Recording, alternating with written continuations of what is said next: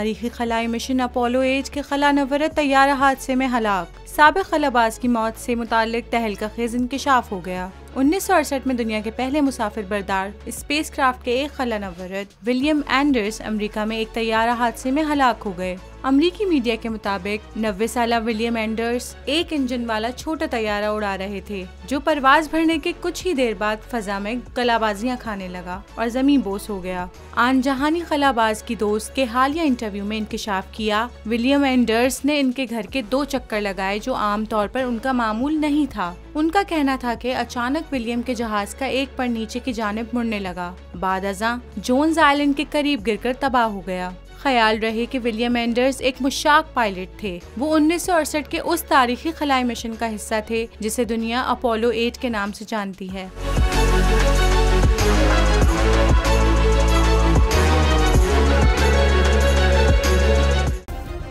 Subscribe करें और bell दबाएं ताकि कोई खबर रह न जाए।